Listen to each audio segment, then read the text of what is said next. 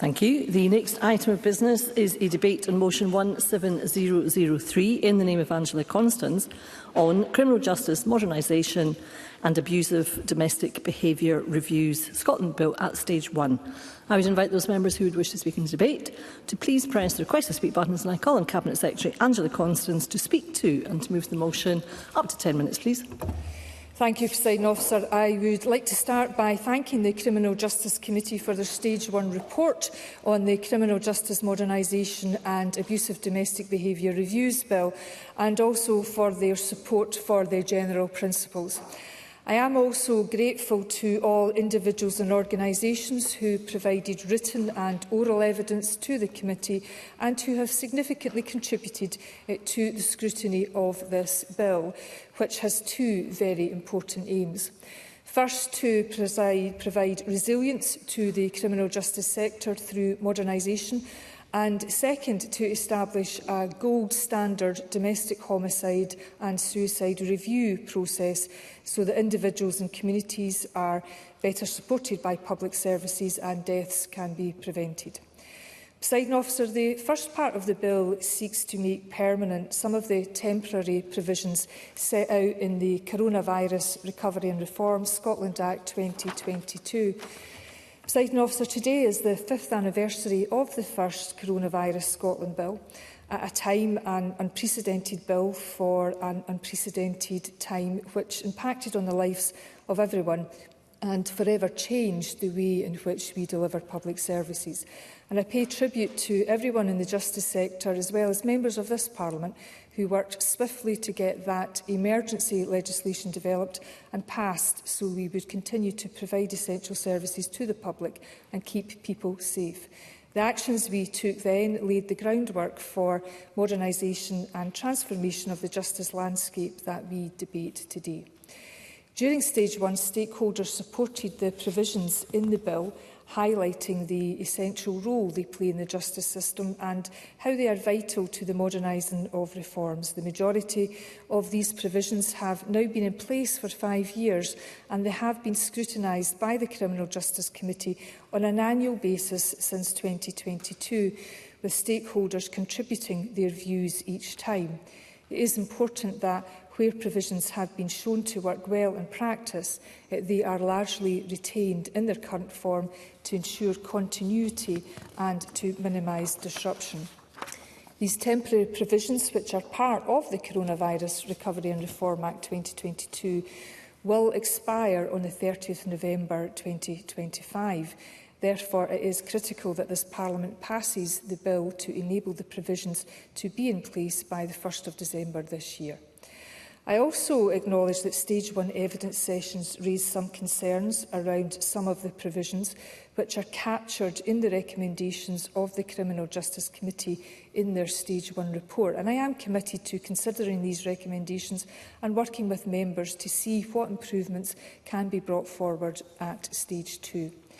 Part 1 of the bill also introduces 2 new provisions that will support the greater use of digital technologies, and I welcome the committee's support of these provisions as well as their recommendations, which will allow us to further maximise the benefits from the Digital Evidence Sharing Capability programme. Presiding Officer, the temporary justice measures put in place in 2020 also extended the time limits which apply in criminal justice proceedings. This bill, as introduced, does not make any provision about time limits. Out of the 7 extended time limits originally legislated for in 2020, 5 have been expired and 2 will continue for a final year to the end of November this year. It has always been my commitment that we will revert to pre-pandemic time limits as soon as feasible.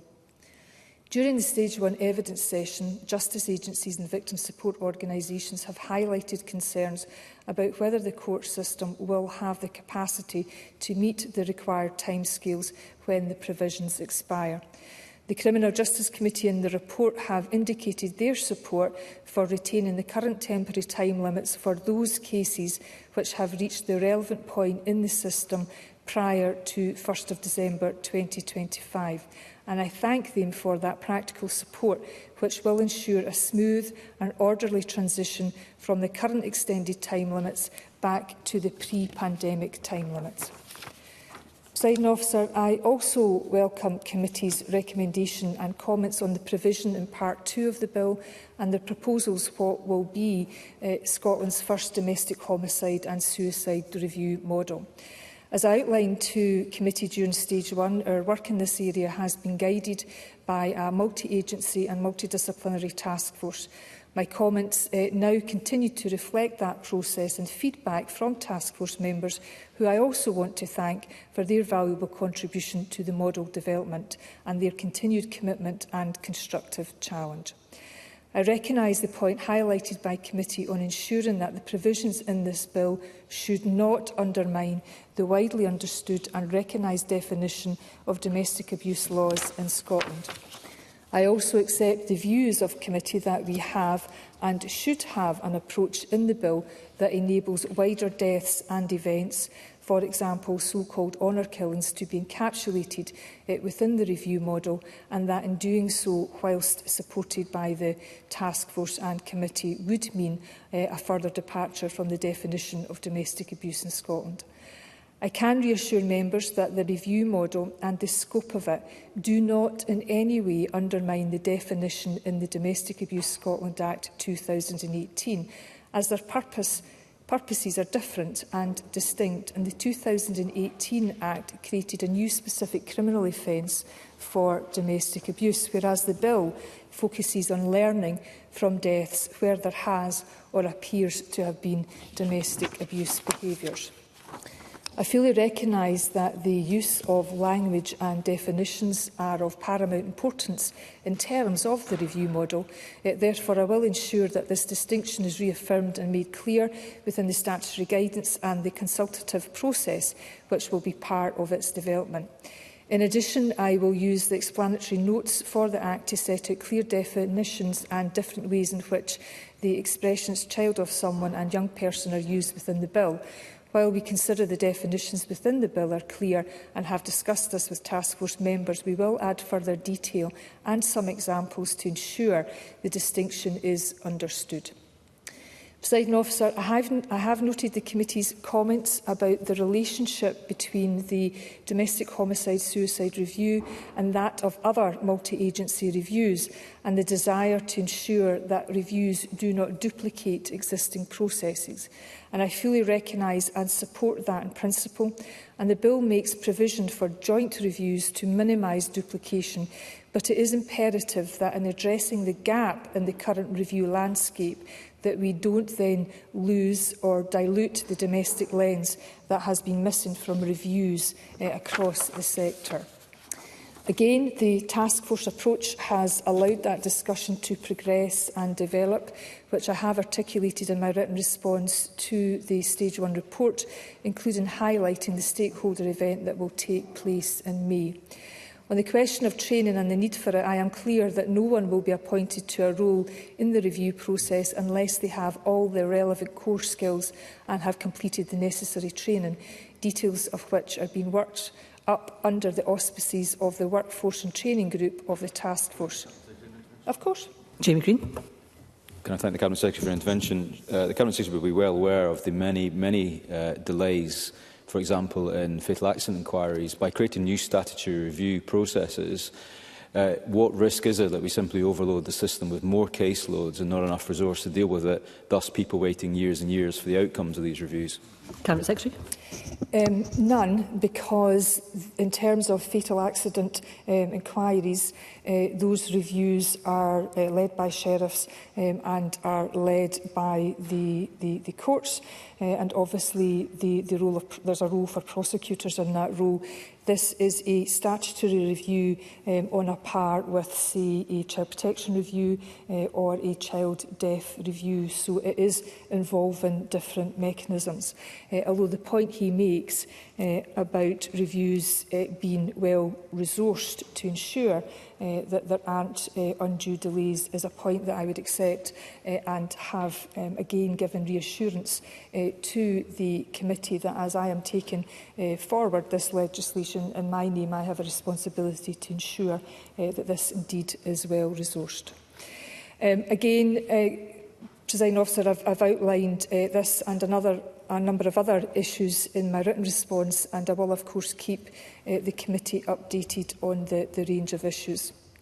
The point I've made about ensuring sufficient resources are available is, of course, a key component to the successful delivery of the review model, and I've already put on record my views and commitment around that. Presiding Officer, I can also confirm that we will provide further details on how reports will be sufficiently anonymised and what level of detail would be in the public domain following a review, whilst ensuring flexibility to take an alternative approach if that is requested or required by family members. And I will provide more detail to the committee on this ahead of stage 2. Presiding Officer, let me finish by again thanking the committee for their support for the bill, which will allow us to deliver effective and sustainable public services through modernising the justice system and putting in place a robust review process to prevent domestic abuse and deaths. And I look forward to working with the committee and members on the next stage of the bill. We'd invite members to work with me on this significant bill, and I move the motion that the Parliament agrees the general principles of the Criminal Justice Modernisation and Abusive Domestic Behaviour Review Scotland Bill. Thank you, Cabinet Secretary. I now call on Audrey Nicholl to speak on behalf of the Criminal Justice Committee. Up to 9 minutes, please. Thank you very much, Presiding Officer, and I'm pleased to open on behalf of the Criminal Justice Committee in the Stage 1 debate on the Criminal Justice Modernisation and Abusive Domestic Behaviour Reviews Scotland Bill. The committee has taken time to consider the proposals in the bill carefully, and we agreed our Stage 1 report unanimously. And I want to thank our clerks, team, SPICE colleagues and everyone who supported our consideration of the bill, and to everyone who assisted our scrutiny by providing valuable written and oral evidence. And this afternoon I want to highlight some of the main findings set out in our Stage 1 report. Now, as we've heard, this is a two-part bill. Part 1 makes permanent a number of the temporary court procedures introduced during the COVID-19 pandemic to enable courts to continue functioning safely. And it also introduces 2 new procedures to modernise how courts operate. Many of these provisions were broadly welcomed in evidence, and they attracted our support too. There was wide support for the proposal to make permanent the electronic signing and sending of certain legal documents. However, we highlighted the need to avoid digital exclusion for those who find it difficult to use technology. The government response highlights the bill provides that electronic signing and sending of documents would not be a requirement, rather it allows for certain documents to be signed and sent electronically. There was also broad support for the proposal to allow digital images to be used in court in place of physical evidence, typically a weapon or an item of stolen property, and this will help the efficiency of the wider criminal justice system. However, we think the right for any party to require the actual physical evidence to be produced in court should be strengthened in the bill. And we also recommended that the retention policy for physical evidence should be updated to reflect the new provisions in the bill. We do not want important evidence to be disposed of prematurely. The bill proposes to make permanent the recent increase in levels of fiscal fines. In certain circumstances, fiscal fines allow a person to pay a fine, thereby avoiding being prosecuted and obtaining a criminal conviction. We understood the logic behind this approach. If fiscal fines are being used by prosecutors for particular types of offence, the level of the fines will need to keep pace with inflation.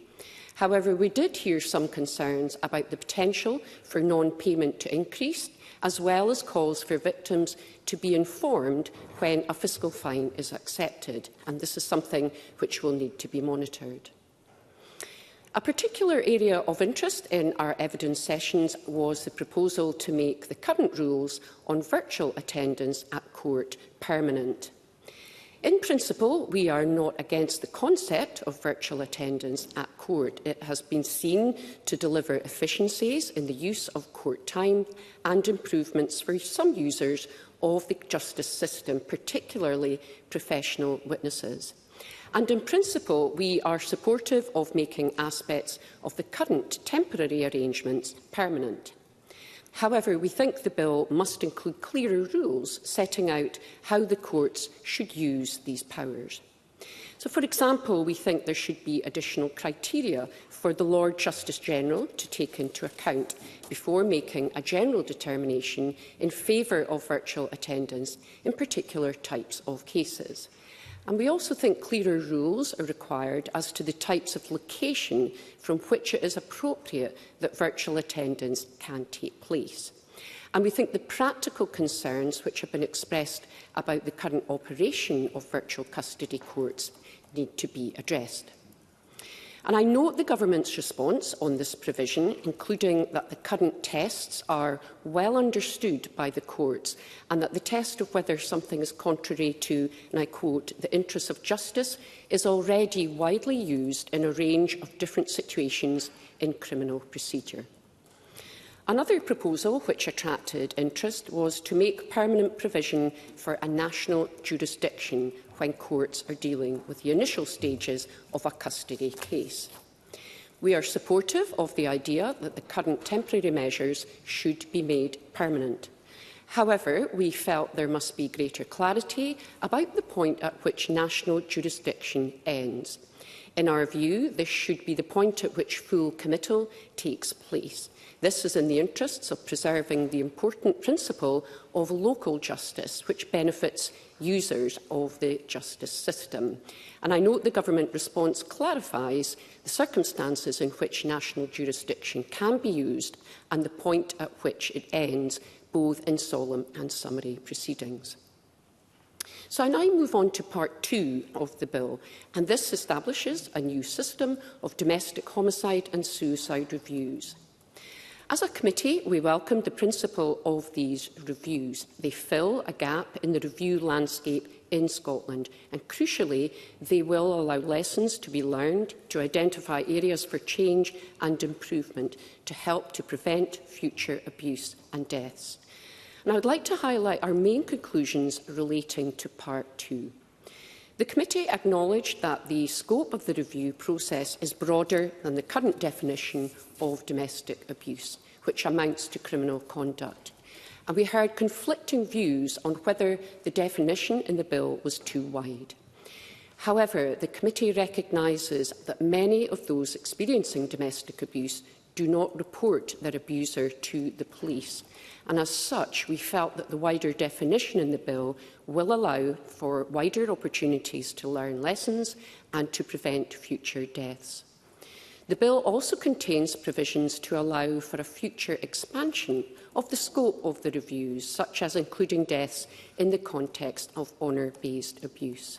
And I note the Government's commitment to including other types of deaths within the model, including so-called honour killings.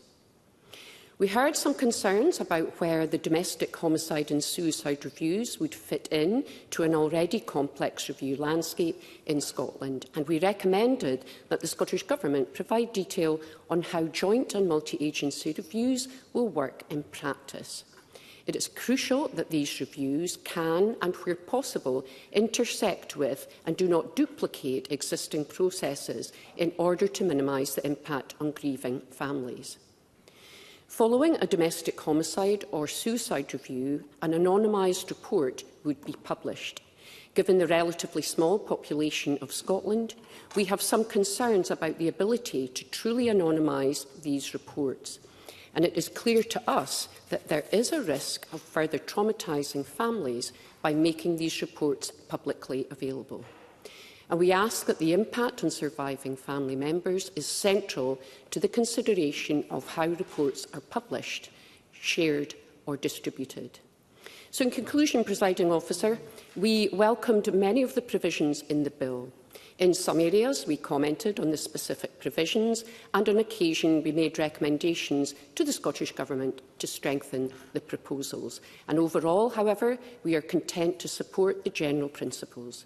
If Parliament agrees to the general principles today, we are ready to scrutinise the bill at stage 2. Thank you.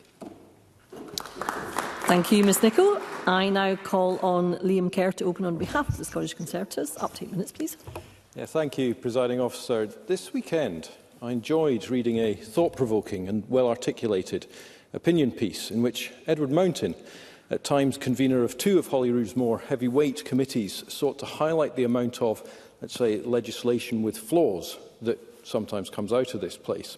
A place which he referred to as one of the most powerful devolved parliaments in the world, and which rightly seeks to legislate accordingly. Now, Edward drew attention to the workload of committee MSPs and staff, the pressure to interrogate, to understand and stress test legal principles and grapple with often unfamiliar concepts, and the need for much reflection on the detailed evidence given. He proposed solutions which some members may agree with, some will disagree, but also focused on committees, which of course are absolutely essential in a unicameral parliament that doesn't have a revising chamber to fix oversights.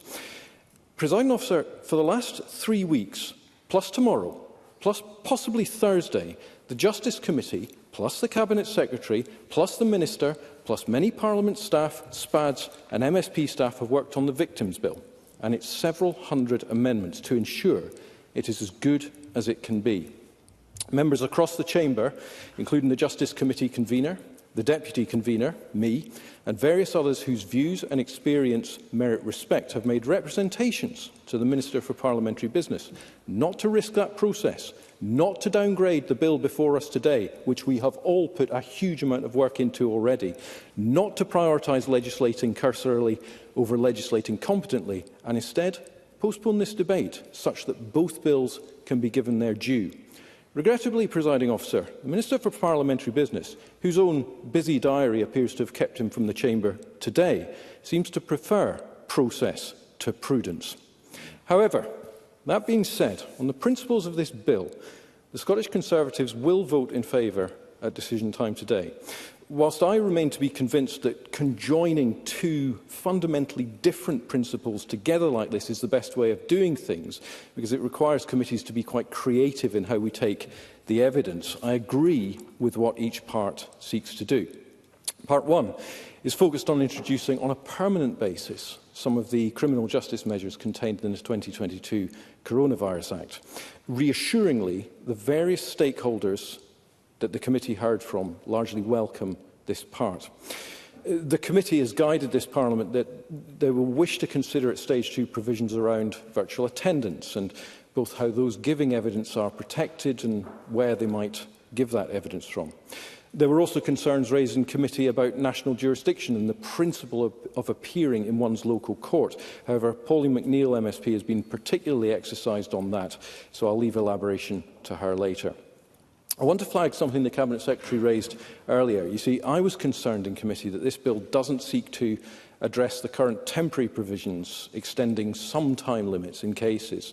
We certainly heard evidence from, for example, Malcolm Graham, the Chief Executive of the SCTS, who said the court system is still not ready to return to pre-pandemic time limits by November. This was picked up in our report with suggestions of a solution and amendments at stage 2. Now, the Cabinet Secretary's letter of the 28th of March does provide an alternative and a seemingly complementary solution, which is welcome, and I listened very carefully to the Cabinet Secretary's remarks earlier. But perhaps in closing, if the Cabinet Secretary has any further details on when she might bring forward the regulations to address this, that would be very useful. Now, a key concern with Part 1, expressed by a number of stakeholders, were around the finances. For example, on the cost of virtual court appearances, with the Faculty of Advocates noting remote hearings depend on courts having, for example, reliable and properly resourced technology. Furthermore, it was highlighted the financial memorandum does not provide figures for the costs of expanding virtual attendance. Now, these financial concerns continue around Part 2 of the bill, which introduces a review mechanism for domestic homicide and suicide reviews. The principle again is sound, but the committee heard Police Scotland and COSLA explicitly suggest that the bill doesn't provide enough funds to deliver the intention effectively and provide ongoing support to families.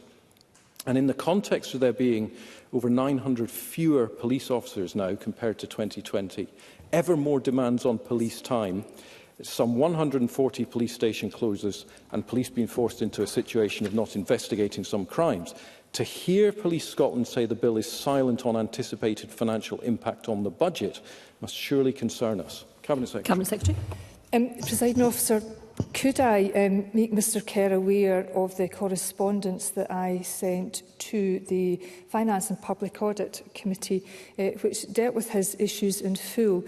But if I can also point to a quote from Police Scotland, where they said it is probably a bit early to apply specific price tags, and if I may remind him that the measures in Part 1 of this bill, Bar 2, have been in place for 5 years. Liam Kerr. That is noted, and I'm very grateful to the Cabinet Secretary for clarifying. However, of course, this wasn't just Police Scotland, and this was about Part 2 that I'm specifically talking about, particularly when COSLA say the financial memorandum does not reflect the costs and capacity needs of local authorities and their strategic community planning partners to, end quote, do all the things they need to do, including providing support to families during the review process. It does seem to me, at least, that the organisations that take part in these reviews must be provided with the necessary resources to enable them to participate effectively. Otherwise, I worry we risk letting down victims and their families. And to pick up Jamie Green's intervention from earlier, and I'm certain the Cabinet Secretary agrees, we must do all we can to prevent a lack of resources during the review process to allow key failures to risk going unexposed. Yet the Government's response to this issue runs to only 2 sentences in the 28th of March letter and suggests it's up to the Domestic Homicide and Suicide Review Task Force to identify the costs. In closing today, perhaps the Cabinet Secretary might commit to properly quantifying these costs by Stage 2. Furthermore, just again to pick up something that was mentioned earlier, Social Work Scotland, COSLA, NHS Tayside and Emily Test all raised concerns about duplication of processes, and particularly the strain and impact that this could put on children and families. I did listen to the Cabinet Secretary's discussion of this earlier, but I note the Government seeks to address the point in relation to children by saying only one review should take place into a child death unless this is unavoidable. Again, perhaps the Cabinet Secretary could add definition to what circumstances would constitute being unavoidable. And since the letter, I don't think addresses how overlapping would be avoided in practice for adult deaths, perhaps that's something that the Cabinet Secretary could also address in closing. Presiding Officer, the Scottish Conservatives will support the principles of this bill at Stage 1 this evening, as both parts are commendable and largely achieve what they're designed to do. There are, of course, areas that can be improved, and I do worry about the finances particularly, but perhaps the Cabinet Secretary will address the points I've made in closing, and I associate the myself with the convener's remarks about helping her do so. Thank you. Thank you, Mr Kerr. And I now call on Polly McNeill to open it on behalf of Scottish Labour. Ms McNeill is joining us remotely. Up to 7 minutes, please. Thank you, Presiding Officer. I do agree with Liam Kerr's remarks about the volume of work that the Criminal Justice Committee has undertaken, and hopefully we've done justice to this other bill. Because the Criminal Justice and Modernisation and Domestic Behaviour Review Scotland Bill does 2 distinct things. It sets out extremely important provisions on domestic homicide and suicide reviews, aiming to identify what lessons can be learned and potentially apply following a death where abuse is known or suspected, in order to help prevent future abuse and death. The Scottish Labour wholeheartedly supports the government on this regard.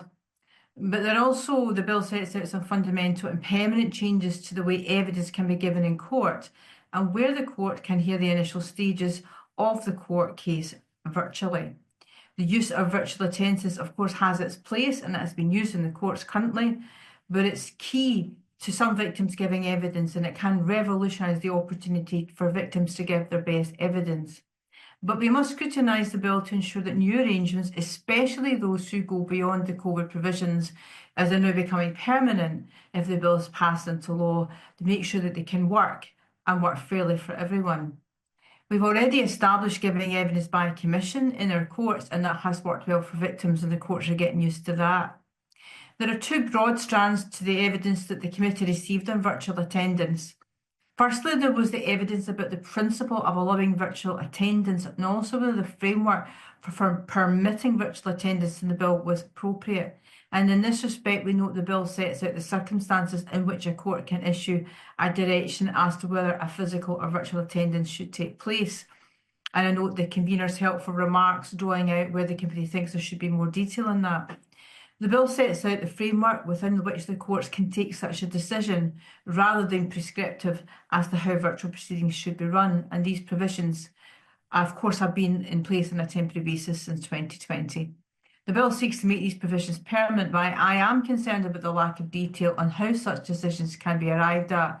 I do not think there should be a blanket decision on types of cases, but each case in its own merits, at least until we see how this can run efficiently. Because the second strand of evidence was about the practicalities of implementing virtual attendance, and there are currently many flaws in the system. In fact, some organisations noted that the success of virtual attendance would depend on the availability and of reliable, effective video connections, and written submissions from the Sheriff Principal stated that we have observed that virtual hearings are heavily dependent on adequate resourcing of technology and infrastructure.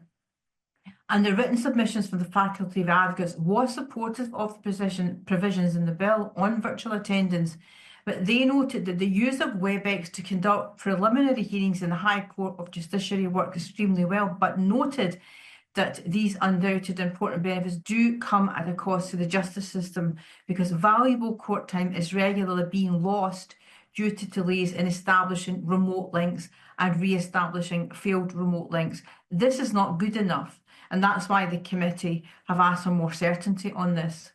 There were also concerns about the practical difficulties associated with virtual custody courts, and Simon Brown of the Scottish Solicitors Bar Association told the committee that he had participated in a pilot scheme of virtual custody court in Kilmarnock, in which it was a singular failure. And he noted that the courts took 4 or 5 times as long, regularly running until 8 o'clock in the evening, and that the communication with clients was very poor. And according to Simon Brown, the difficulties included insufficient rooms being available in police stations, limited time with clients, and the inability of solicitors to obtain follow-up meetings with clients due to a lack of space. And Paul Smith from the Edinburgh Bar Association also pointed out that due to the lack of facilities in Edinburgh for virtual custodies had caused delays, and clients who had not been through the system before and did not know their solicitor, for whom it would be the first point of contact, he makes it the point that it's more difficult for the solicitor to form an impression and in fact a personal bond with the client. There were also concerns about again about Kilmarnock Court where it's noted it hasn't gone so well. Stuart Monroe from the Law Society of Scotland commented that the trouble is that the virtual system we've had for so far tend to be pretty inflexible. And he noted that it's not really something for the bill, but should inform the decisions around the bills. But in many ways, it is for the bill as far as I'm concerned, because to permit the use, further use of those provisions, then these matters must be resolved. Just to note that Malcolm Graham from the Scottish Courts and Tribunal Service acknowledged the concerns arising from the pilot, and they did give a commitment to the committee that they are focusing on the kind of feedback to make sure that going forward these provisions can be used effectively. We also heard from representatives of the users of the justice system that any arrangements of virtual attendance should take account of particular needs. And I wanted to know that Adam Stakura from Age Scotland highlighted the importance of digital exclusion in relation to proposals in the bill, pointing out that just because you're online does not mean that you're very good at using the internet. So there's a lot to consider about ensuring that everyone feels that attending virtually is accessible.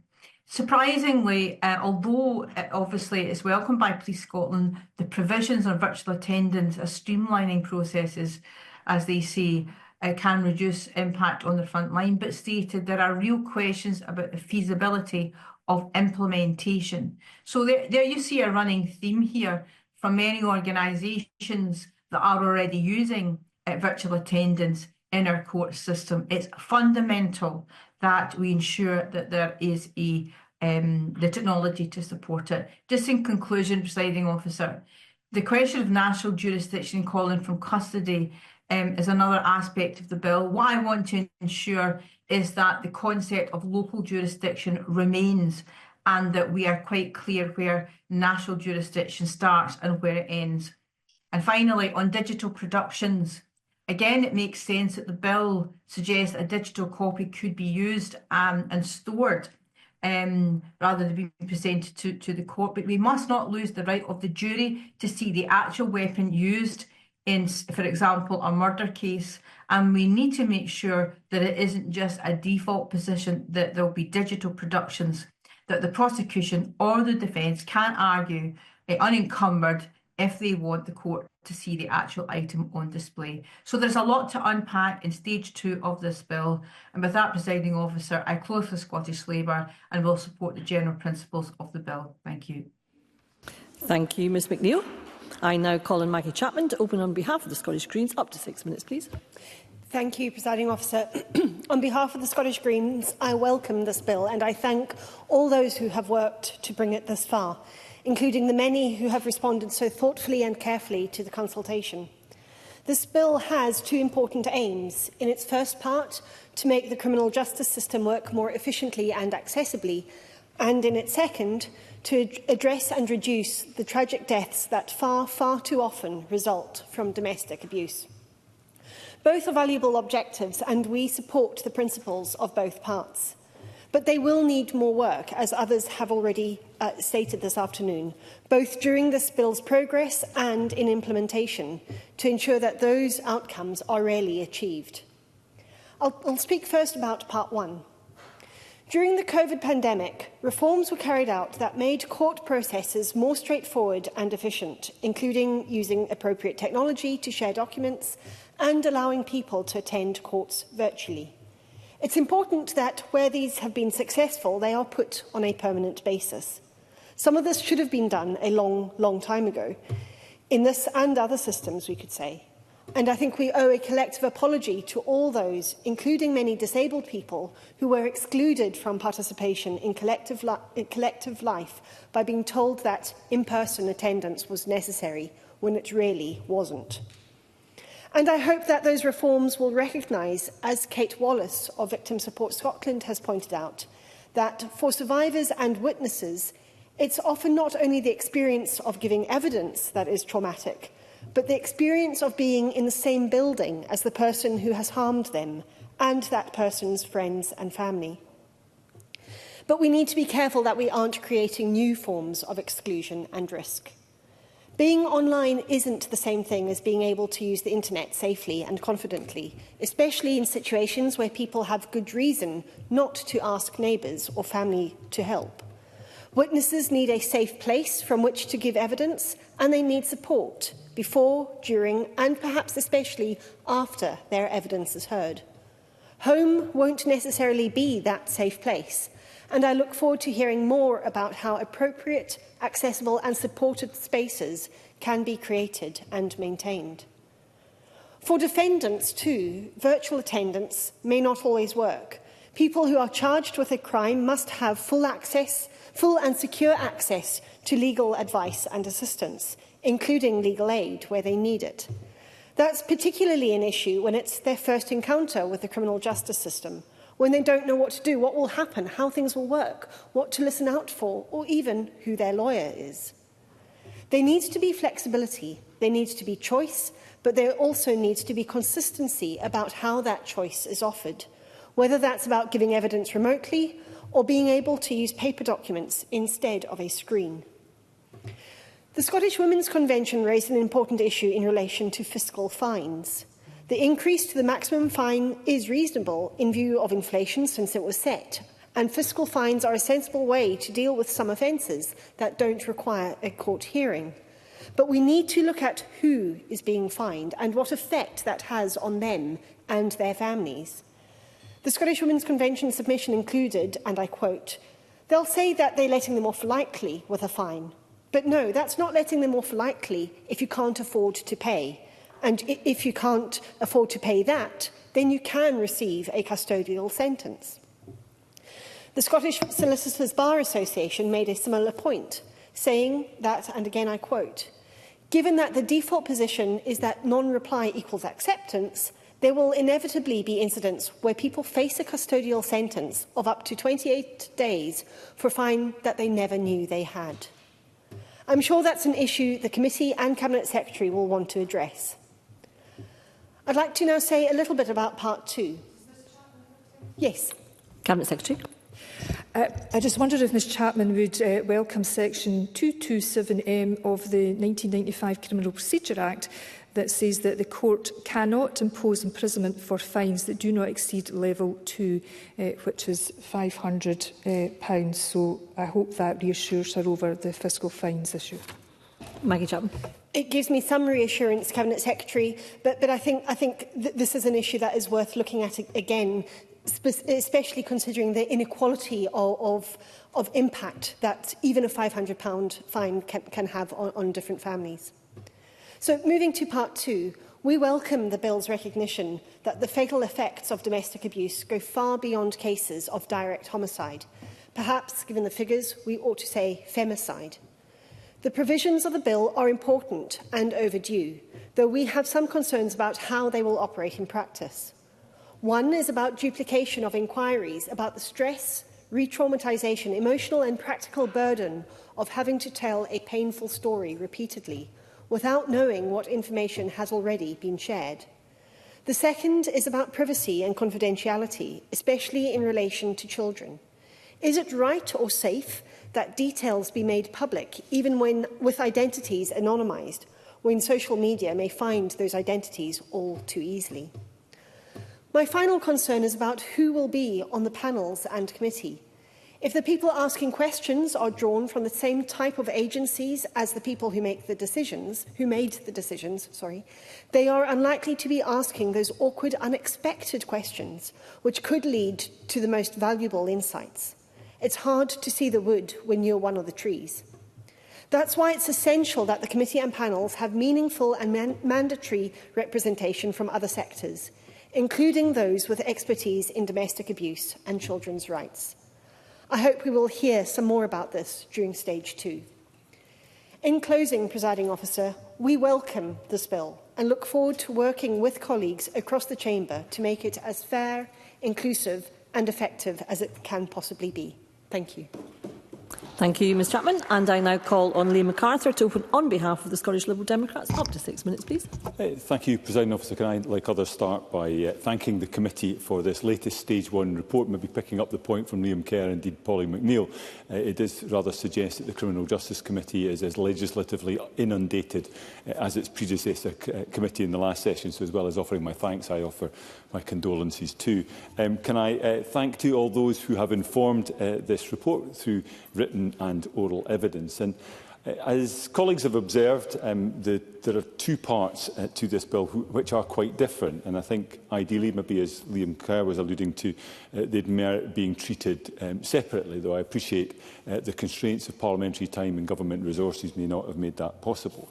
But let me take each in turn. Part 1, as we've heard, deals with the looming deadline at which temporary pandemic provisions come to an end. I note and welcome the general consensus there seems to be around maintaining the provisions that have clearly and demonstrably assisted our justice system, as well as finding a sensible pathway back to the previous time limits. The move towards electronic signing and sending of documents and changes relating to copy documents are positive outcomes, spurred on by COVID, but perhaps long overdue in any event. I think a point made strongly by Maggie Chapman. We've seen evidence of that, indeed, in the workings of this Parliament. The increase in fiscal fines also seems reasonable, reflecting inflationary pressures since the last levels were set, but I note the concerns that have been raised by colleagues on the committee. More problematic, however, is the move to make current court powers around virtual attendance permanent. Of course, in principle, this could increase flexibility and speed up our justice system, as well as allowing for better access. But virtual attendance was an emergency stopgap during the pandemic, and the committee has heard about serious practical concerns that would need to be addressed properly before such changes are made permanent. And I think this was a point that formed a large part of Polly McNeill's contribution, which I found very helpful indeed. Virtual attendance can, as we know, create difficulties for those attending court for the first time and can make it harder for solicitors to speak to and develop relationships with their clients. This is already an issue, as I know from my own constituency, given the problems we're seeing around access to legal aid support in many rural and island areas. But lawyer-client relationships are clearly integral to ensuring our justice system is accessible to all and functions as we would hope it would.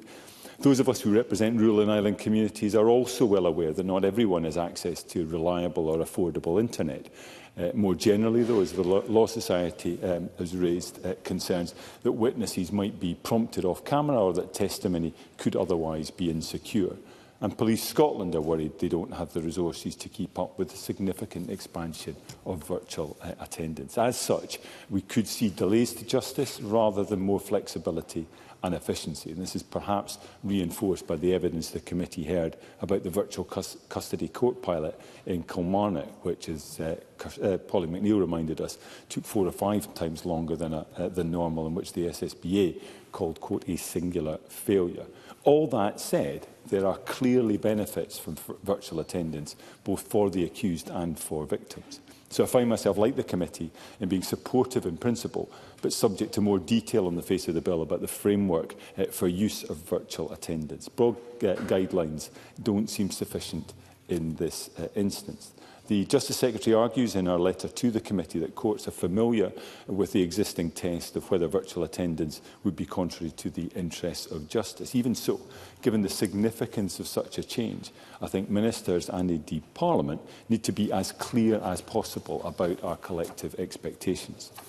Turning briefly to part 2 of the bill, I understand that the proposal for domestic homicide and suicide reviews is aimed at closing a gap in Scotland's current review landscape. Indeed, it's a move that appears to be broadly welcomed by many giving evidence to the committee. However, COSLA and Social Work Scotland have raised concerns about the interaction between these new proposals and the already complex review landscape in Scotland.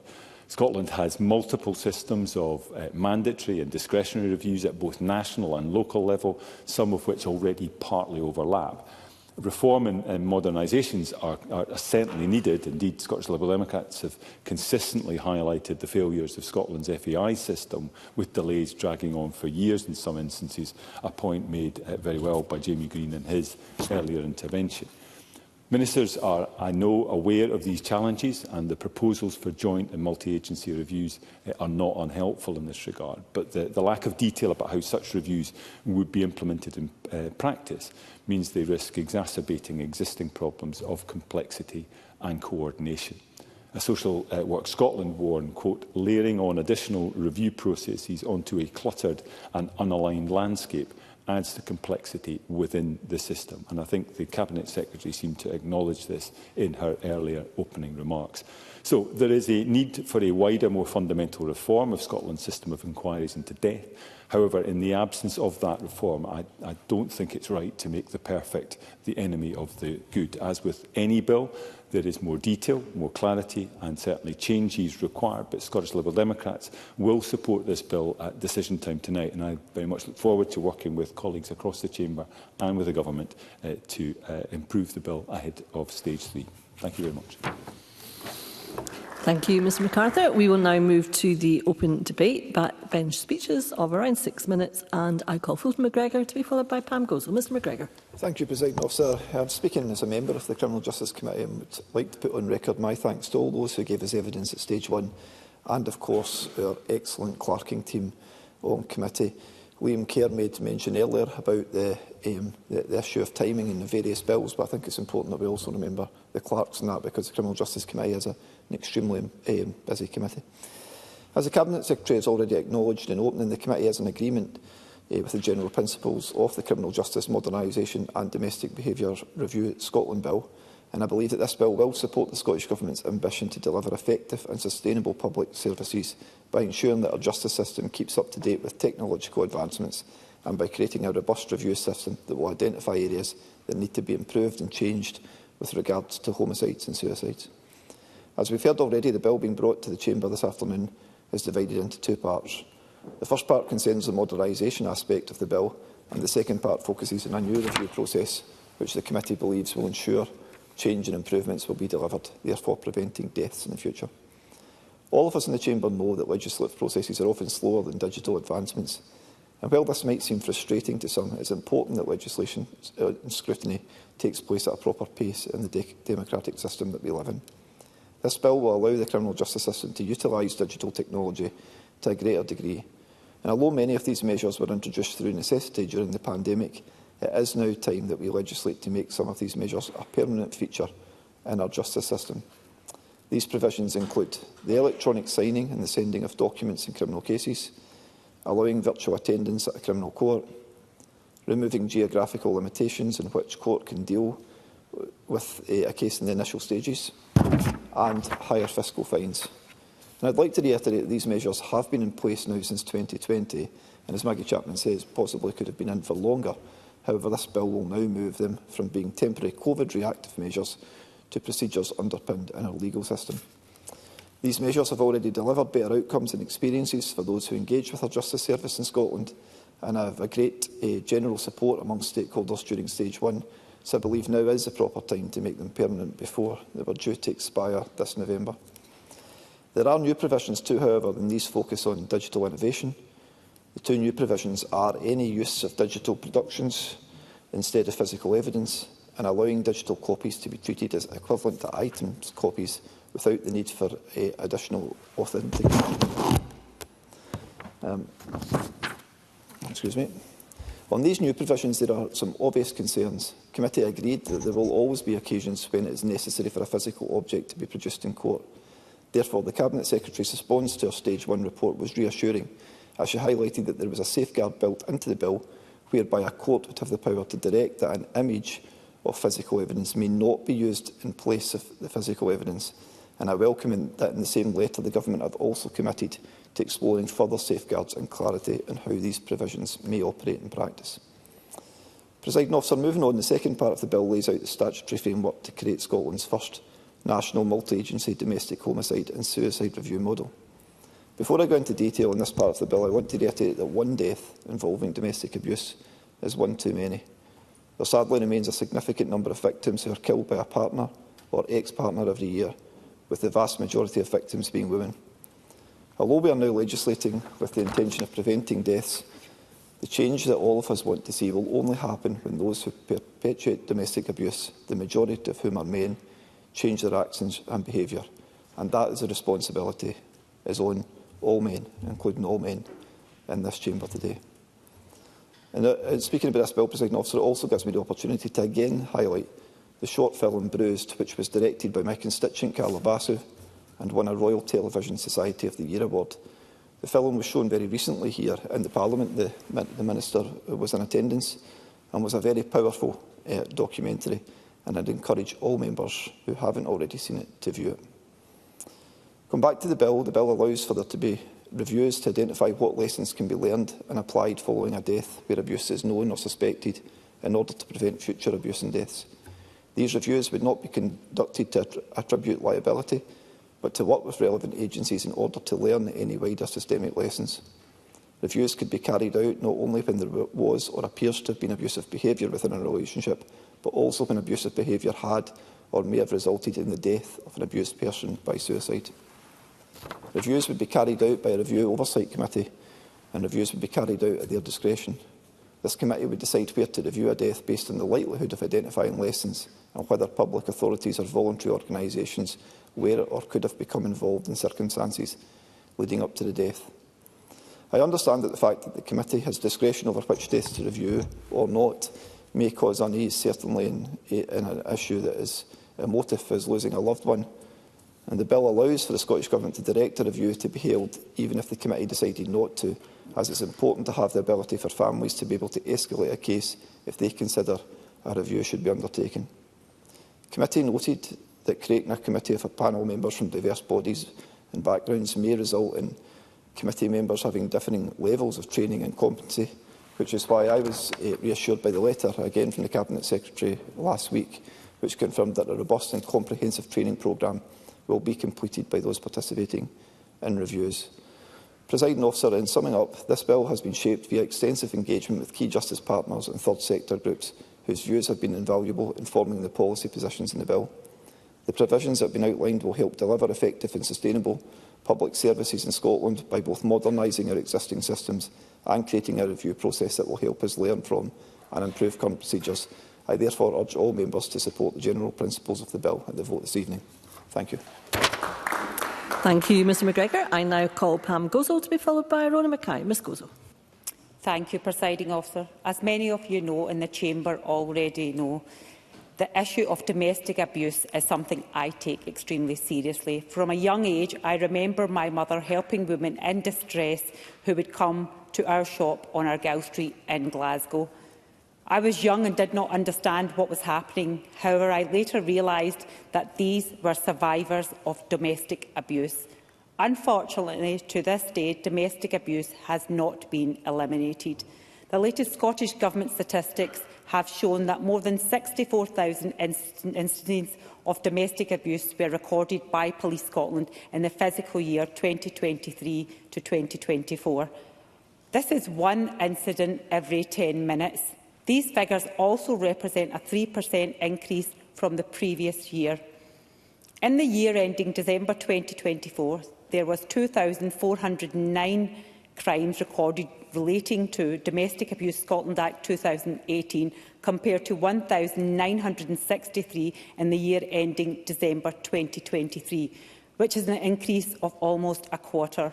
When it comes to homicide figures from the past 10 years, 60 women were killed by a partner or ex-partner. As outlined by the Cabinet Secretary for Justice and the Criminal Justice Modernisation and Abuse of Domestic Behaviour Review Scotland Bill includes two parts. Part 1 of the bill modernises procedures in criminal courts and are very much needed, and the victims now been waiting years for justice due to delays in the court system. However, today I would like to emphasise my speech on Part 2 of the bill. Part 2 of the bill would put in place a new robust review process following the death of a partner, ex-partner or a child where abuse is known or suspected. A panel will be responsible for reviewing these deaths, whether they are homicide or suicide. Presiding Officer, I am sure you are aware of the case of Emily Druitt. Emily was an 18-year-old student at the University of Aberdeen when she took her own life in 2016. This is because she experienced physical assault and threatening messages from her on and off boyfriend, who was also a student and lived in the same university halls as Emily. Emily tried to get help, but nobody was listening. As the cause of her death was classified as suicide, her abuser only received 180 hours of community service. There was no domestic homicide and suicide reviews in place in Scotland. Her mother, Fiona, has launched Emily Test, a charity aiming to remove the scourge of gender-based violence at institutions of higher education. I have been in touch with Fiona, who has welcomed the publication of the bill and has said, "These reviews have the power to change that for others, and as a family we greatly welcome their implementation. They will ensure bereaved families are not left to navigate systems that are alien to them completely on their own. The reviews will ensure vital lessons are learned and that lives are protected in the future." However, Presiding Officer, while the bill is a step in the right direction, more needs to be done, especially when it comes to preventing abusive behaviour from happening in the first place. That is why I have introduced my Prevention of Domestic Abuse Scotland Bill, which introduces a domestic abuse register. Last week, I spoke to a woman who was a survivor of domestic abuse. She said that abuse faced by her partner forced her to move homes and to leave everything behind just to escape from him. Eventually, her abuser was arrested and convicted. However, it turns out that he had abused women before and after dating the woman I spoke to. A domestic abuse register could easily prevent more victims falling in the hands of domestic abusers. I hope the Cabinet Secretary will consider my Prevention of Domestic Abuse Scotland bill to try to stop this horrible crime at its source and protect victims. In closing, Presiding Officer, I would once again emphasise that there is no easy solution to eliminating domestic abuse. However, it is our duty to work across party lines to do everything we can to protect survivors and to seek justice for those who have lost their lives. That is why I support the general principles of this bill. Thank you, Ms Gozo. I now call on Rona Mackay to be followed by Rhoda Grant. Ms Mackay. Thank you, Presiding Officer. The Criminal Justice Modernisation and Abusive Domestic Behaviours Reviews Scotland Bill will be a huge step forward in bringing Scotland's justice system up to date, and I believe that's badly needed. Part 1 of the bill, as we've heard, makes changes in relation to criminal cases, mainly internal processes, many of which were introduced during the COVID pandemic and are now felt beneficial enough to make permanent. These include using electronic signatures in court documents, sending court documents electronically and attending criminal court hearings virtually. However, the committee did hear concerns during evidence taking about the practicalities of virtual trials, such as location and solicitor-client engagement, technical reliability and resources. I am pleased that the Cabinet Secretary's response to our Stage 1 report makes clear that the default position is for in-person attendance, which mirrors the approach of the temporary measures, and the bill retains the Lord Justice General's power to issue determinations to change the default mode to virtual attendance for certain types of hearings or in certain circumstances. And she has confirmed that the Court must issue a direction which sets out how the person is to appear by electronic means before the Court, and I expect more detail on this will be forthcoming. Each case will be considered on an individual basis, rather than having a prescribed list of suitable locations from which evidence may be given. Importantly, parties have the opportunity to be heard and may raise objections to the location proposed. Both the SCTS and COPFS provide guidance to witnesses giving evidence remotely, which seeks to ensure that the rules of evidence are complied with and that when a witness is giving evidence remotely, they do so untainted by outside influence. It's important to remember that these provisions are separate to those already in place to support vulnerable witnesses, many of whom can give evidence remotely and have done so for some time through the legislative framework that provides for special measures. Personally, I am fully supportive of virtual courts for a variety of reasons, mainly because it gives victims and witnesses a choice of where they can give their best evidence without fear and intimidation. This is particularly important for victims of sexual and domestic abuse. It can minimise stress and reduce trauma greatly.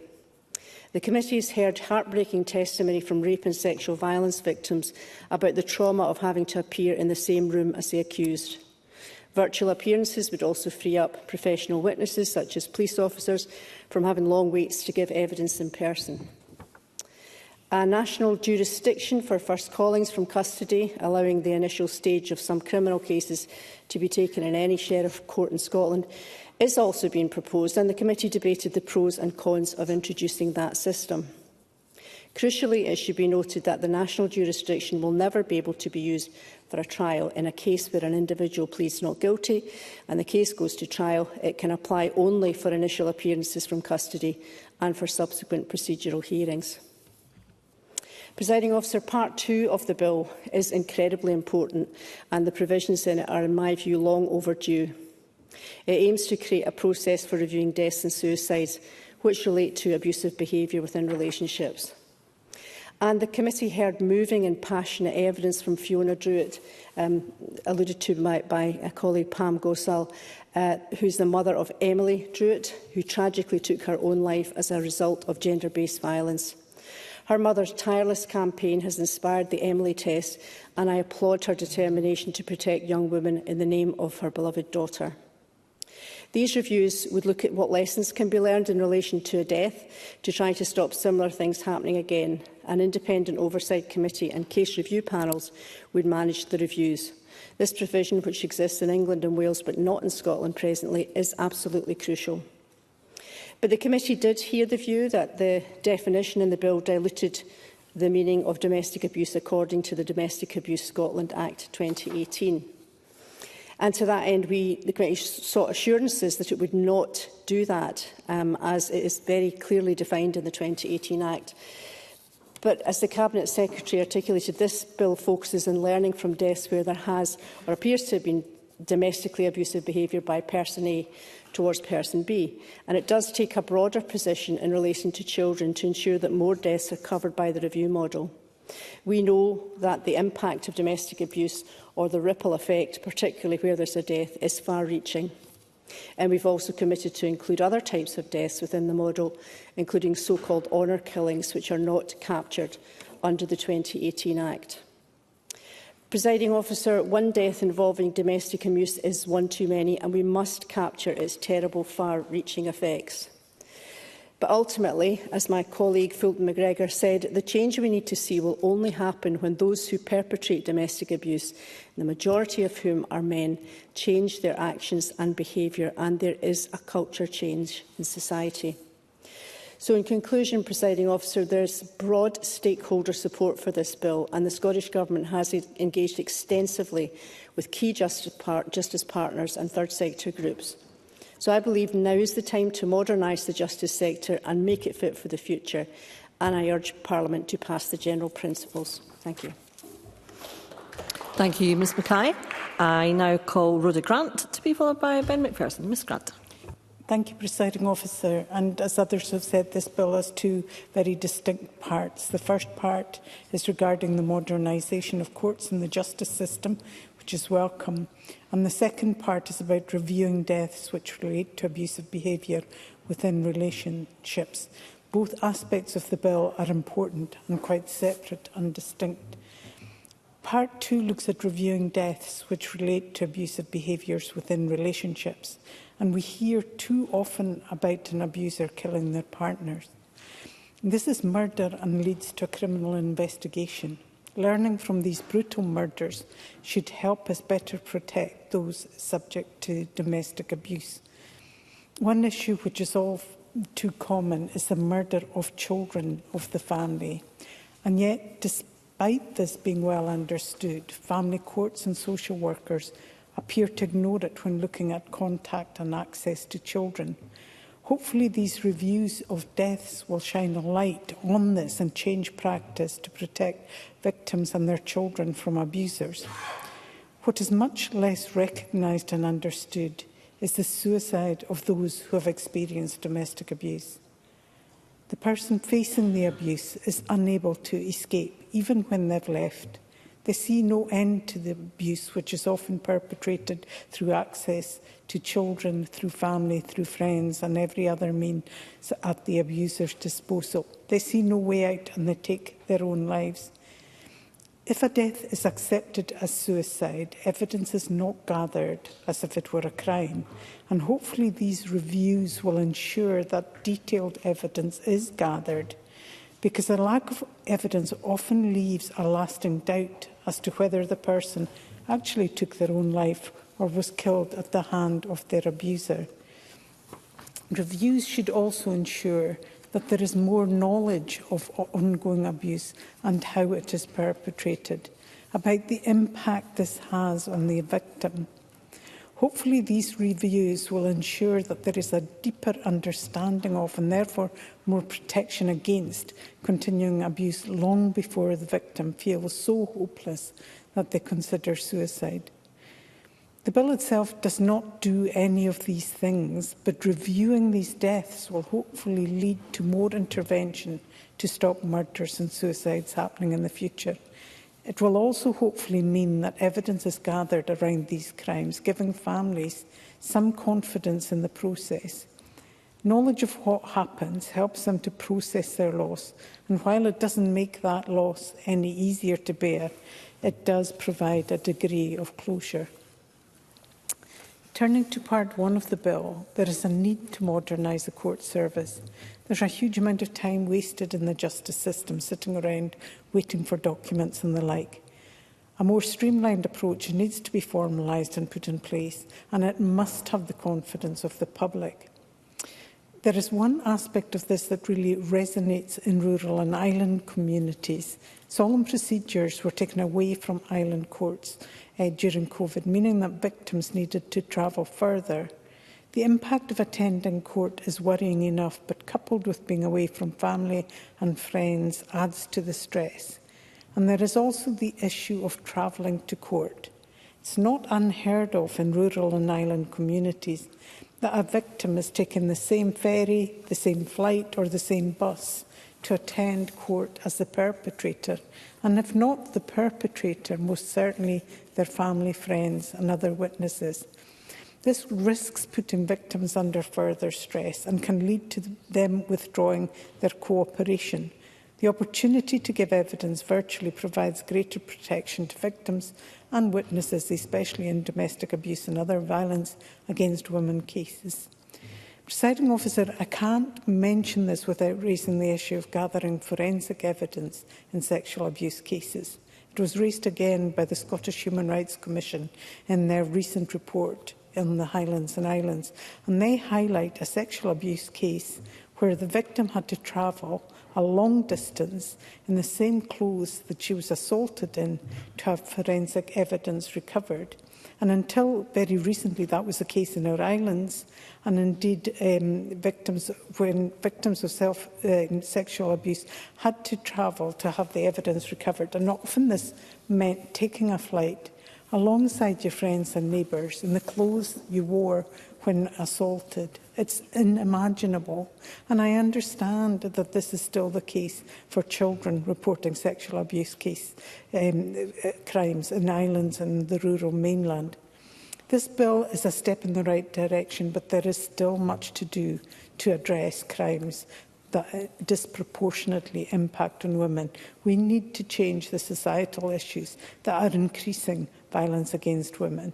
We need to ensure that the justice system does not add to the harm already caused. Those providing public services, social workers, teachers and others must understand domestic abuse and violence against women so that they can act with compassion and not cause further distress to those who already have suffered at the hand of their abusers. Thank you, Ms Grant. I now call on Ben Macpherson to be followed by Sharon Dowie. Mr Macpherson. Thank you, Presiding Officer, and I'm very grateful to speak in this debate on what is an important piece of legislation, the Criminal Justice Modernisation and Abusive Domestic Behaviour Reviews Scotland Bill. Like colleagues have stated, I wish to thank our clerks on the committee, the Criminal Justice Committee, who I think have done an excellent job, and all those involved in giving evidence to us, as well as the attendance not just of Scottish Government ministers, but of the engagement that we've had with Scottish Government officials through the process of engaging on the Stage 1, and fully understanding both the importance of the proposals put forward, the work that's gone into preparing this into the piece of legislation that's before us today at Stage 1, and also the positive impact it will have. And I think this has been an excellent and constructive debate today, showing that there is a consensus on the importance of what needs to be achieved by this bill and the positive benefits that it will have if enacted and then implemented.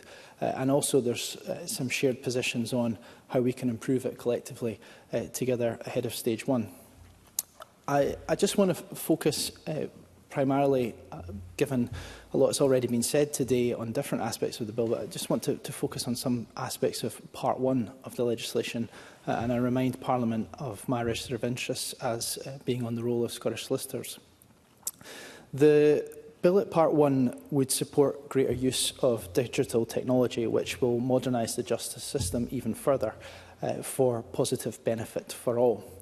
The measures seek to modernise the sector through greater use of digital technology, including in evidence sharing and making processes more efficient. This allows electronic signing and sending of documents in criminal cases, and also, which has been touched on, I'll say some more about, reforms including allowing more virtual attendance at criminal courts. As has already been stated, provisions in this regard have been enforced since they were introduced in 2020 in the coronavirus emergency legislation, and have been firmly embedded in Scotland's justice system, making many justice processes more efficient and reducing costs. And the bill's intention is to enable partners to maximise their resources, so across the criminal justice system, all the partners involved, and deliver services in an effective, efficient and sustainable way. And the legislative underpinning provided in the bill, importantly, would allow pilots to be tested and for a sustainable model to be explored further. As the committee noted in our report at paragraph 112, at present the framework in the bill is enabling rather than prescriptive, as it sets the parameters within which courts can take decisions on virtual attendance. However, as a committee, we consider that the bill must include clearer rules setting out how the courts should use their powers. And this was an area that was really interesting in the evidence that we took at stage one from a variety of different people who attended our committee from the system. And I think the concerns that were expressed to us were mostly around practicalities and implementation. And what's important to recognise is the commencement power in the bill at section 28 will mean that while there will be an expectation when the law passes and enacted for greater use of the powers therein, of course it is at the discretion of the court whether virtual attendance or in person will happen. And I note the Scottish Government's response that the bill as drafted adequately allows individual courts to address the issue of where the location of remote attendance would happen from, and by providing that this is to be considered on an individual basis rather than having a prescribed list of suitable locations from which evidence may be given, the bill allows the court to fully consider the facts and circumstances of each individual case and the individual locations proposed, recognising that there will be a range of suitable locations.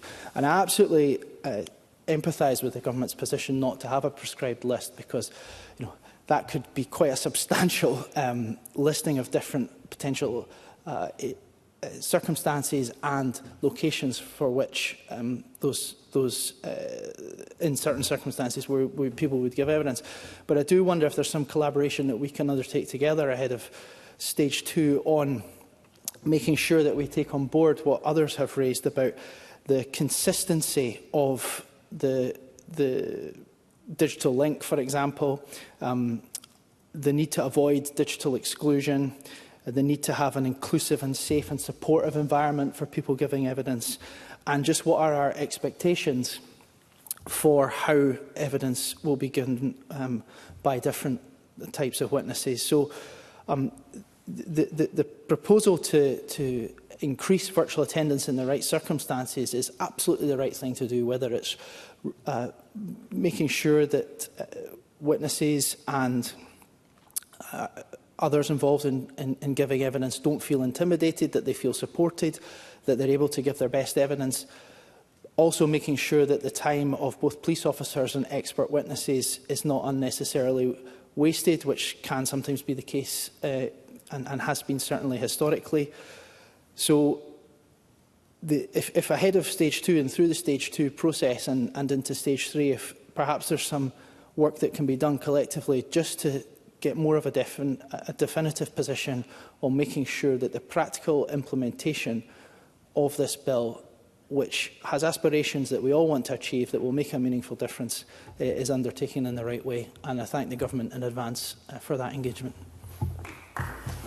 Thank you, Ms McPherson. I now call Sharon Dowie, who's joining us remotely, to be followed by Michelle Thompson. Ms Dowie. Thank you, Presiding Officer, and can I also thank all the clerks for the work they put into producing the report, and also all those who gave evidence. The importance of the measures set out in this bill cannot be ignored. As with all legislation, it is important MSPs from all parties do our best to reach a consensus in order to create good law and secure policy. And there are plenty of examples from down the years of where this has been achieved. But we must also note the dangers in rushing through one piece of legislation when we haven't even got close to completion on a number of others. It often feels in the Scottish Parliament that the SNP like to put legislation on the table, but isn't so effective at ensuring its safe passage through Parliament and into law. Maybe before trying to get the bill in front of us to the end stages, we should ask what happened to legislation not dissimilar that was debated in this very way but hasn't reached an end point. Firstly, the Female Genital Mutilation Protection and Guidance Scotland Act 2020. Back in 2018, it was initiated by the Scottish Government on the basis that the practice is one of the most evil and deep-rooted manifestations of gender inequality imaginable. It may be more synonymous with other countries, but it was recognised it would be foolish to close our minds to the possibility it was happening in Scotland. And yet, 7 years on, we ask ourselves why the legislation has not been fully implemented. Similarly, the Children Scotland Act 2020 sought to make some significant upgrades to the 1995 Act of the same name. This included helping children participate in the court process in cases concerning them, encouraging courts to hear their views, and imposing a duty on the courts to investigate when a parent has failed to follow a court order. It also places a duty in courts to consider the impact of delays, something I will come to later in my speech, on a child's welfare. But still, for the most part, the Act is unimplemented. And then we have the Domestic Abuse Protection Scotland Act, which was supposed to introduce a range of new and improved protections for victims. As with the two other pieces of legislation I mentioned, this is also the subject of work by the Equalities, Human Rights and Civil Justice Committee in relation to non-implementation. So the last thing the people of Scotland need from their Parliament is another piece of legislation that promises the world but ends up never seeing the light of day. That said, Presiding Officer, we are here to debate what is in front of us in the form of this Criminal Justice Modernisation and Abusive Domestic Behaviours Reviews Scotland Bill. The Scottish Conservatives will support this bill in these early stages, and we will work to ensure it genuinely improves the justice system and the experience victims and witnesses have of it. It is clear that many of the measures imposed in the court system during the COVID pandemic turned out to be useful advancements when it comes to delivering justice. And while many traditional elements have thankfully returned, it is right that we look at ways of modernising the system and making it more efficient. It's also important this is always of benefit to those using the justice system, those who depend on it, and those working in it, and that it is of benefit to the taxpayer. Such improvements must not become de facto cuts, either in terms of jobs or court structure. It cannot be a coincidence that court waiting times are so desperately long in the years which followed the closure of many courts across Scotland. Presiding Officer, quite separately, the bill also seeks to improve matters for people who have died as a result of domestic abuse, either by homicide or murder. Anything that can move us forward in those regards is welcome, and we look forward to working on the detail of that particular policy. But to make it work, we must also ensure that those who will be responsible for carrying out this work are sufficiently resourced and trusted to do so. A failure on that front would only make matters worse for the families who have already been through so much. Various organisations, such as Police Scotland, wrote to the committee and expressed wishes for further discussion with the Scottish Government on what the financial impact of the bill would be. It is all very unclear in the financial memorandum. For example, the written submission from Police Scotland stated that it could not support any increase in the current use of virtual attendance for police custodies or witnesses without compromising service delivery elsewhere. Superintendent Richard Thomas noted that the recruitment required to facilitate virtual courts would cost anything between £1.7 million and £4.5 million, and capital investment to improve virtual courtroom infrastructure would vary from £12,000 to £44,000, depending on how many rooms were needed across the estate. Presiding Officer, there is no question that the principles before us today are worthy and welcome. If properly implemented, they will likely be of benefit to the people of Scotland. But given this government's failure to implement so much of what has gone before, The public will also be sceptical about whether all of this debate will be for nothing, and they will be watching closely. Thank you. Thank you, Ms Dowie. And I now call Michelle Thompson, who will be the last speaker in the open debate before we move to closing speeches. Ms Thompson. Thank you, Presiding Officer. Now, members here will know if I can profess any experience or expertise in this chamber, it tends towards the economic, business and financial. So, Presiding Officer and indeed members, you'll be relieved to know I intend to keep my remarks short. My interest in this bill is in Part 2, i.e. the domestic abuse and suicide prevention sections, and my remarks are limited only to this part. Domestic abuse is a crime almost exclusively perpetrated by men, men on men sometimes, but most frequently men on women. No change there. Members will know of my interest and the interest shared cross-party across this chamber in non-fatal strangulation. It is for this reason I have started considering a potential amendment for Stage 2 that reviews are able to access data on earlier instances of non-fatal strangulation and that this is enabled as an explicit part of this legislation. I'm very grateful to the Cabinet Secretary for meeting with me and discussing this issue, and I look forward to hopefully working with her in due course as we approach Stage 2. I believe non-fatal strangulation is becoming a pervasive and pernicious problem. There are multiple ways in which we can make progress against it, including building awareness of it through social policy and a range of considerations under criminal legislation. I hope the members across this chamber who are as concerned as I am will look at any and all legislation to start to effect change. So consideration within this bill will allow for a step forward, but of course it's in no way a be-all and end-all.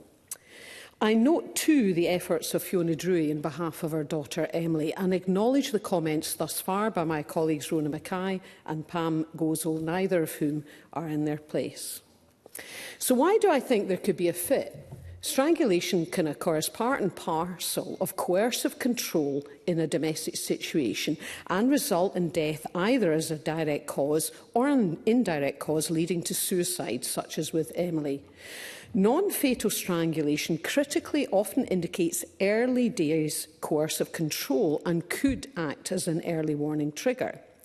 It's therefore essential that any reviews are able to access its occurrence. Underpinning all of this is the importance of data. There are multiple data collection points that could occur across agencies. So having a multi-agency statutory framework that for domestic homicide and suicide review model starts to collect the data is very helpful. Data collected across justice, health, social care, local government and third sector agencies will not only help reviews, but actually start to provide the data sets on prevalence and therefore start to drive change. Any death caused by domestic violence is completely unacceptable, but we need to be able to respond to new threats to prevent further deaths. Now, it's been commented that Scotland not having this type of review thus far can therefore learn from the other countries that have done so: England, Wales, Northern Ireland, Canada, Australia, New Zealand and many other jurisdictions. I agree, but would make the distinction that it's not just what, but also how. Great care will be needed in devising the processes that allow for the collection of data, but in the right format, given the complexity of these situations. And I think this will be an important role of the Review Oversight Committee. I'm grateful for my meeting with Police Scotland Acting Chief Constable Steve Johnson in this regard. He helped me understand, in reference to Police Scotland, how data is often not being currently collected for non-fatal strangulation. There's no hard data, quantitative data collector. If they do, it appears in long form, and therefore, and subject to the curiosity of an officer, they cannot be easily probed, and especially by using big data tools or artificial intelligence. Without this data, we cannot assess prevalence. Bearis Place assesses that it's 20% higher than currently reported. I make this point as I believe the legislation will drive behavioural change of various bodies in collecting data. If they cannot report on it, they cannot effectively change it. A few further short points in part 2. Professor Devaney's report notes, and I quote, "While the deaths of individuals through illness and accidents have been closely monitored, those resulting from domestic homicide are more difficult to ascertain because the perpetrators, usually intimate partners and occasionally other family members, are less likely to be forthcoming about the circumstances due to the inevitable legal consequences and public condemnation." I think we also need to reflect on the role of shame in this, because that is a blocker for both perpetrator and victim in the case of non-fatal strangulation.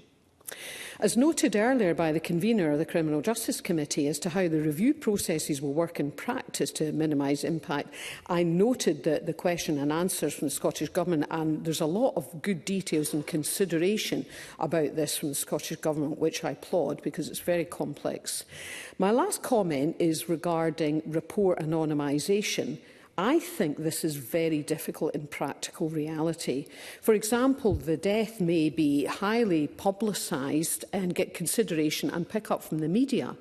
It could only take one of the Just Call Saul type lawyers who operate in this space to publicise it even further and make the job of anonymisation that much harder. Thank you, Presiding Officer. Thank you. And we move to winding up speeches, and I call on Maggie Chapman. Thank you, Presiding Officer. I thank members for this constructive and broadly consensual debate. Consensual not just on the principles of the bill, but importantly on some of the areas that require further detailed work, like the balance between accessibility and safety with regard to virtual court attendance, as discussed by Liam MacArthur, Ben Macpherson and others, or the importance of ensuring consistency across the country, which will require stable internet connections, clear understandings of trauma and its various manifestations, suitable, safe and secure spaces, for example, as discussed by pretty much everyone this afternoon. And of course, on domestic abuse, not only the question of ensuring the definition captures everything it needs to, as Rona Mackay and Fulton McGregor discussed, but also, as Mr McGregor highlighted, the fact that domestic abuse won't be prevented by legislation, but by behaviour and cultural change. Misogyny and the patriarchal structures that enable it must be dismantled. But I have no doubt that the Criminal Justice Committee will undertake this work with relish, meticulously picking through the detail, and I wish them well in their endeavours. Presiding Officer, this bill is largely about processes and procedures, but I think it also raises fundamental questions about what we want or expect the criminal justice system to do. I think there are three key objectives that are relevant to what we are doing here today. The first is about protecting people from violence. That, of course, means physical violence, but also the slow violence of trauma and oppression. It means protecting the general public, but especially those who are most at risk. We know that the effects of domestic abuse, including fatal effects, extend beyond individual incidents and partners. Part 2 of this bill gives us, as a society, a new mechanism to recognise and address this fact, learning from what has gone wrong in the past. It's essential that it can also learn from lived experience and expertise. The second is about ensuring that everyone's right to a fair trial is protected and fulfilled. That means more than just the trial itself. It means access to justice throughout the process, in the right place at the right time, without barriers of cost, unavailability of support and lack of information. And the third is about upholding the rule of law. That doesn't just mean the individual laws in force at any one time, but the principles that ought to underpin them. It means law that is accessible and clear, that applies equally to all, that protects fundamental human rights. It insists that power be exercised reasonably and in good faith, and that states comply with their international law obligations. They are what the International Bar Association called principles that both liberate and protect. Those imperatives to protect and liberate matter now more than ever. They matter in a week when, in Westminster, police armed with tasers broke into a Quaker meeting house without even ringing the bell to arrest 6 young women concerned about Palestine and the climate crisis. That is a shocking image, but isn't so far from what is happening to peaceful protesters here in Scotland, including in Aberdeen, Who or what is being protected? Where is the liberation? When we look at our criminal justice system, I believe that we need to be asking big questions as well as the detailed ones. When we look at individual pieces of legislation, we need to ask how they fit into that bigger picture. Efficiency is important, not for its own sake, but because it helps fulfil those foundational aims. Delays in process make it harder to protect people, harder to make sure people have a fair trial, harder to uphold the rule of law. Justice delayed is indeed justice denied for survivors and witnesses who have to hold on to painful memories and anxious expectations, and for defendants who may, as Stuart Munro from the Law Society pointed out, be held in custody for years on the basis of unproven allegations. So we need to make sure that what sounds as though it will be more efficient will really be so. Sometimes flexibilities are possible in person that aren't available virtually, or at least not yet. Can we find ways that those can be replicated? Fiscal fines can quickly dispose of a single incident, but do they address patterns of behaviour that point to deeper-rooted problems? Could restorative justice that focuses on real needs and responsibilities represent a more enduring solution? And we need to keep learning. In his working paper on what became part 2 of this bill, Professor John Devaney emphasised that the review process mustn't be seen as the end result. The recommendations that that review produce must be acted upon, and swiftly. Finally, Presiding Officer, I'd like to pay tribute, as others have done this afternoon, to Fiona Druitt and honour the memory of her daughter, Emily. For all of us with connections to the University of Aberdeen, Emily's story is particularly and especially vivid and painful, and I reiterate my sorrow and condolence to her family. It is largely thanks to their work through the charity Emily Trust that we are here today.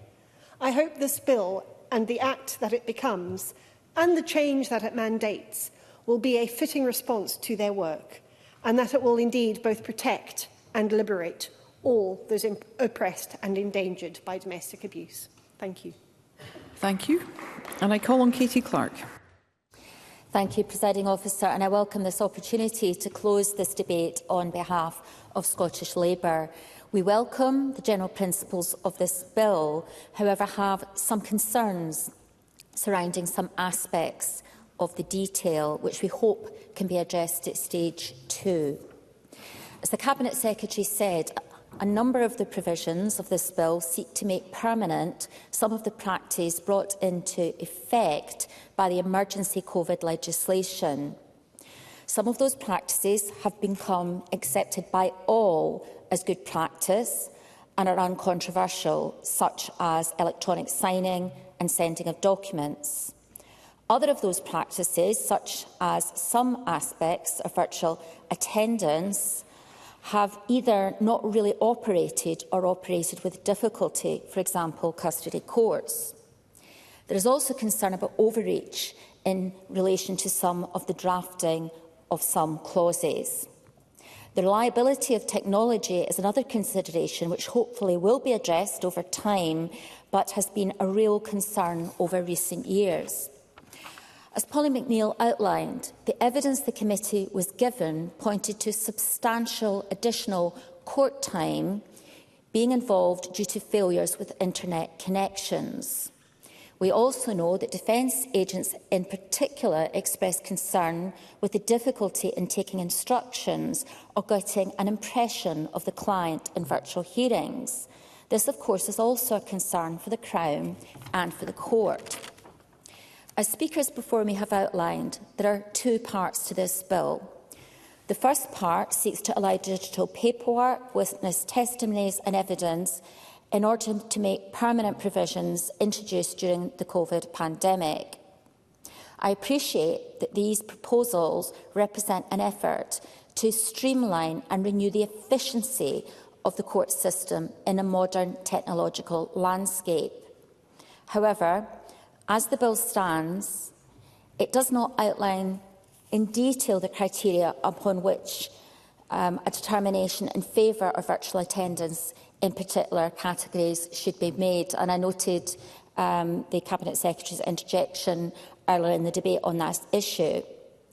And we are concerned that the provisions relating to whether there should be virtual attendance or physical attendance need to be clarified. We also believe that the provisions relating to evidential objects being produced in the court by the Crown also needed to be strengthened. So we would be looking for more safeguards at stage 2 in relation to some of these aspects.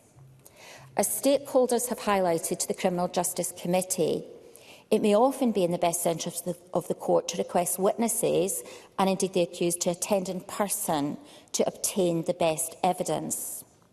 This is particularly the case, for example, where evidence is in dispute and indeed is also an issue in relation to physical evidence.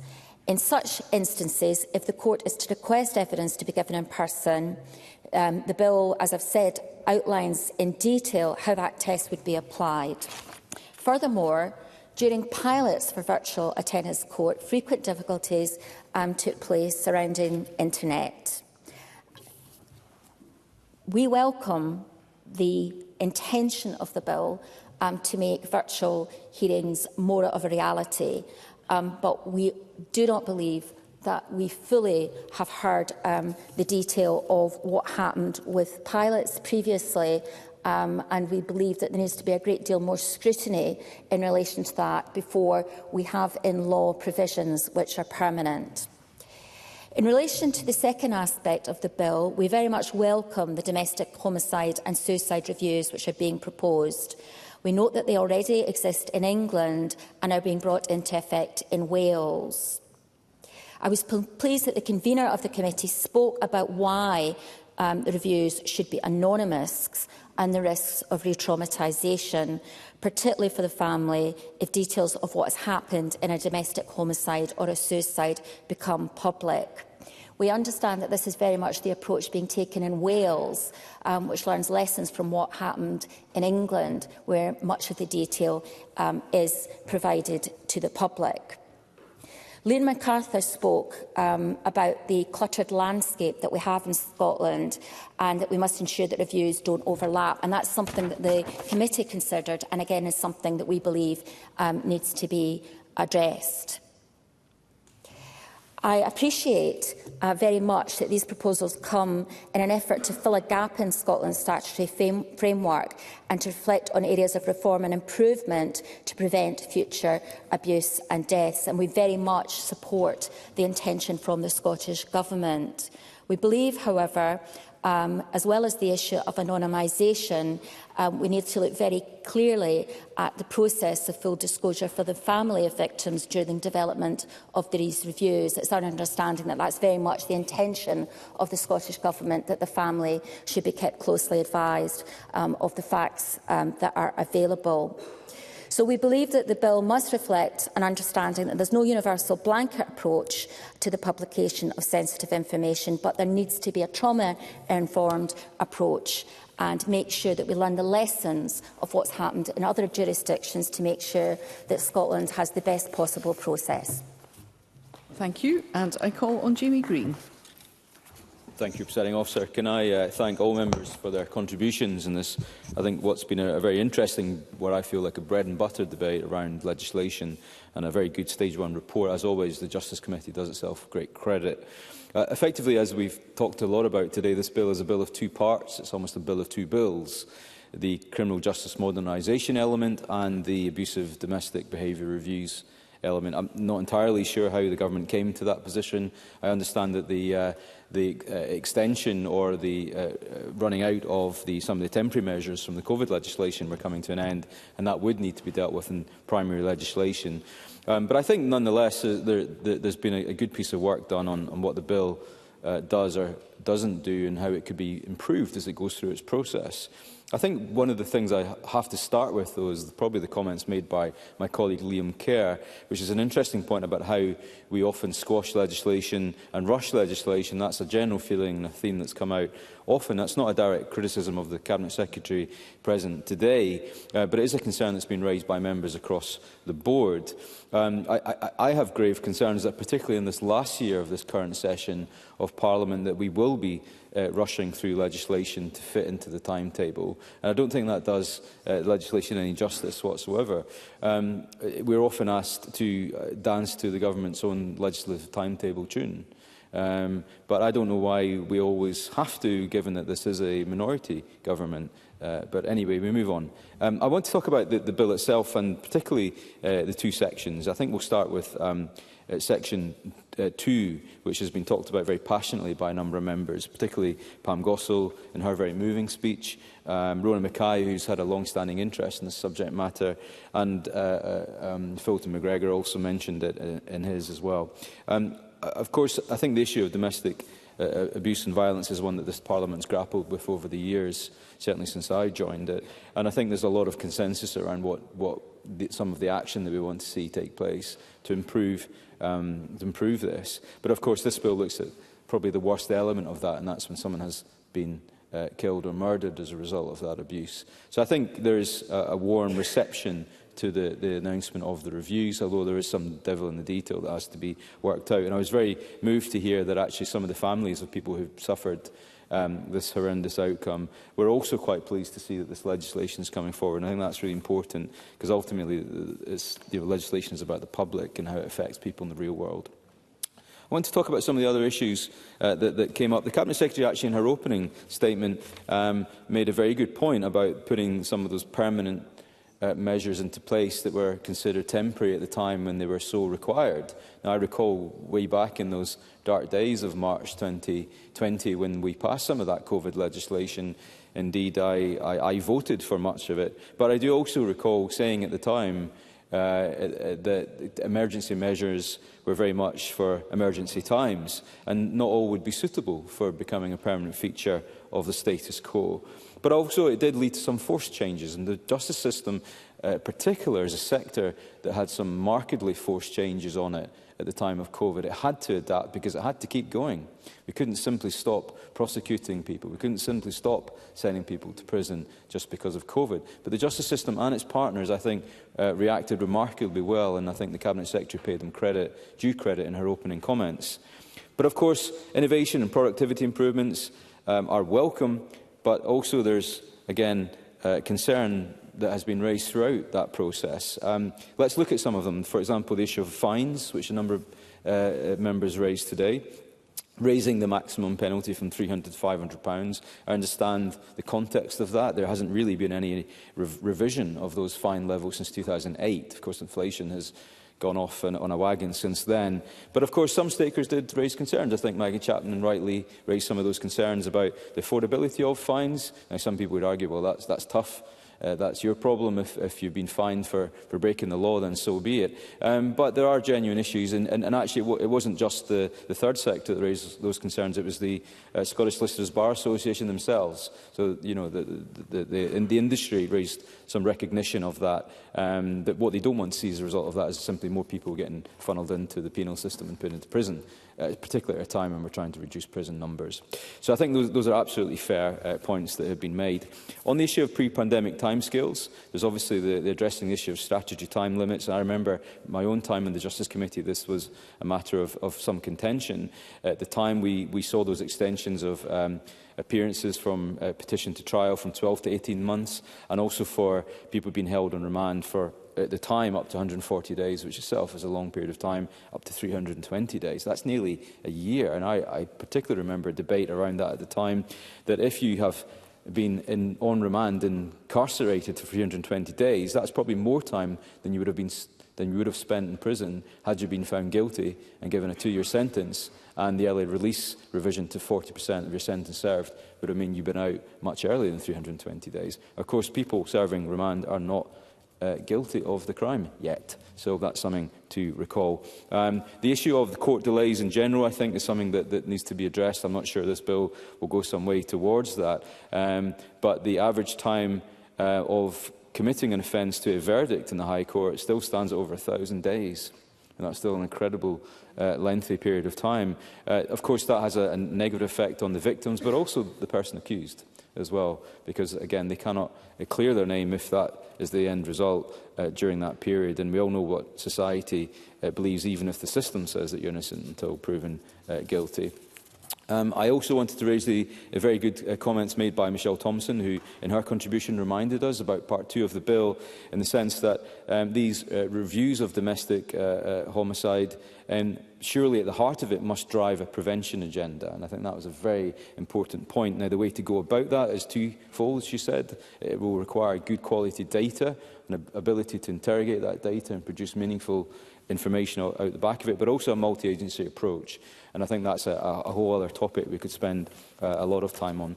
I'll summarise simply by saying that I think the general aims and principles of this bill, or these bills, are positive, although I look forward to seeing how the Parliament, through stages 2 and 3, will seek to improve the bill. I think it's important that we get this right. The justice system needs to be fit for the 21st century. It needs to take the public with it, and of course it needs to be worked more efficiently and tackle those backlogs. But in doing so, we must make sure that by speeding processes up, we make sure our justice system does not inadvertently cause any harm to those who participate in it. I look forward to seeing how the bill progresses. I urge all members, irrespective of their position, to work with ministers constructively on it, and I will play my part if necessary. Thanks, Presiding Officer.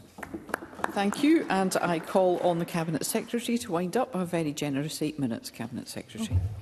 Thank you very much, Presiding Officer. And can I start by thanking everyone for their contributions this afternoon and for their constructive engagement in the bill. I, of course, also pay tribute to our very hard-pressed Criminal Justice Committee. I don't have a solution for them, but you do, of course, have my sympathy. And, of course, the bill's provisions in Part 1, I think we're all agreed, that will deliver a great deal of benefit to all users of the justice system, whether that's victims, witnesses and the accused, and not forgetting professional witnesses such as Crown Defence, Court and Police. And it is welcome that we are all largely on the same terrain. And I appreciate people's support. No doubt when it comes to stage 2, we will, of course, all be in the weeds of the detail, rightly so. But if I had one appeal to make to Mr Liam Kerr, is maybe to make sure his colleague Jamie Green doesn't lodge 50 amendments, 5 minutes before a deadline. But of course Mr Green likes to keep us all on our toes, and that of course is his democratic right to do so. In terms of the time limits and Mr Kerr's direct question, can I confirm to Parliament that the SSI on savings provisions were laid in Parliament today? I perhaps should have said that in my opening remarks, that I signed the provisions yesterday, and that will obviously come to the attention and due diligence of our Criminal Justice Committee. I know the detail in which Polly McNeill, Liam MacArthur and Ben McPherson and others spoke about the issues in and around virtual attendance.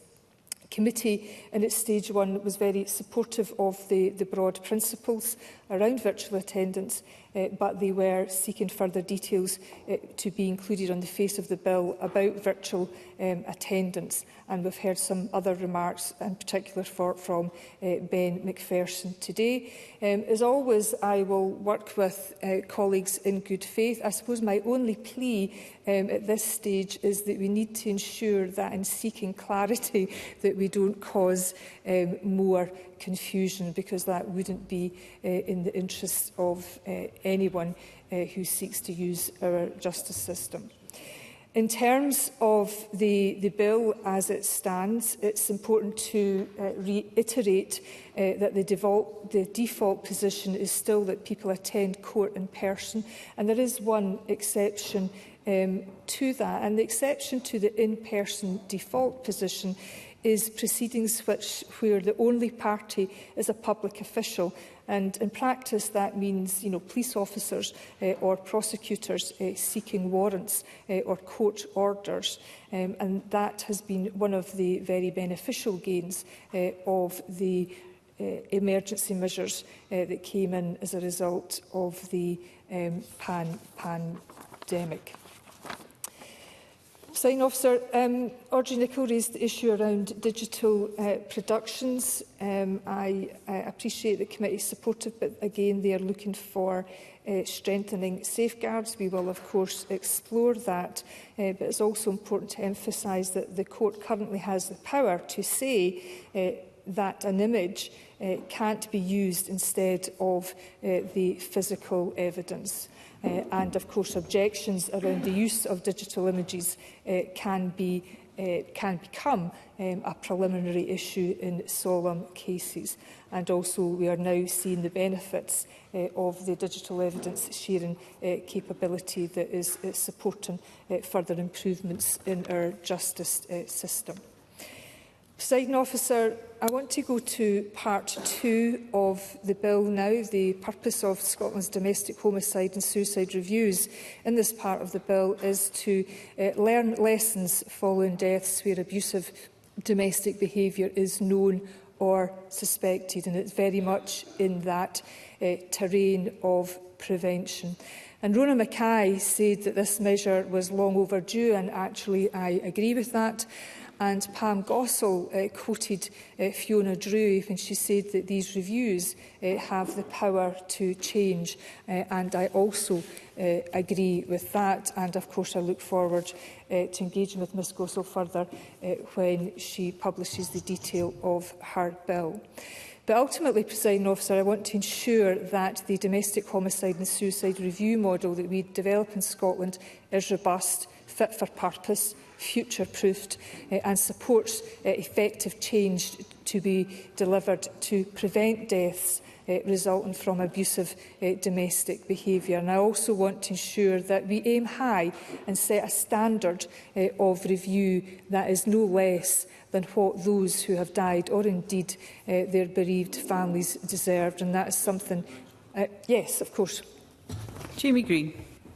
Thank you, Cabinet Secretary. One of the things I haven't really been able to make clear when I read the Stage 1 report, or even listening to today's debate, is how that correlation will work in practice, how those reviews will result in meaningful changes and lessons learned to try and reduce these terrible incidents happening in future. And I'm still yet to see what the strategy around that might be.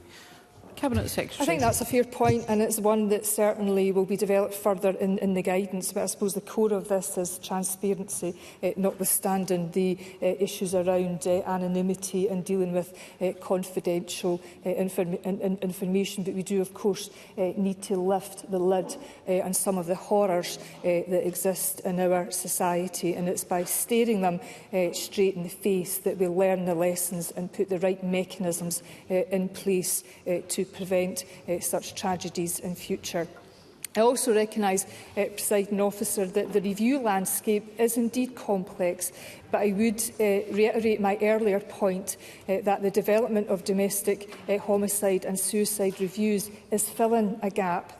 It is not duplicating, it is filling a gap. And joint reviews will prevent duplication, and work has been progressed with all partners to develop and refine that process for joint reviews. And to respond to Mr Kerr's point, I cannot see a reason for why a joint review could not be undertaken, but I am conscious that every case is different, and therefore there could be a situation where this could not be achieved. But it is very much my hope, and it will be my endeavour, that where required, that joint reviews would be the norm, because we can't be traumatising families or making people repeat their trauma or go through the same processes time and time again. And to Ms Dowie's point, in terms of part 2 of the bill, it is my expectation that that could be implemented 6 to 9 months after royal assent. Presiding Officer, I want to end with the contribution from Michelle Thompson, and to put on record that I very much appreciated the engagement that I have had with Ms Thompson. In terms of non-fatal strangulation, I want to assure Ms Thompson and also this chamber that I remain very open-minded on what our next steps should be, because I fully recognise the seriousness of this issue, and I'm actively pursuing work to progress the Government's consideration of next steps. But I do appreciate that some members may indeed wish to use this bill as an opportunity to come forward with their own solutions on this. But if I can also advise Chamber that there will be new questions on the topic of non-fatal strangulation during consensual sexual activity, and that these questions have been included in the 2025-26 Scottish Crime and Justice Survey questionnaire, and that survey will go into the field this month.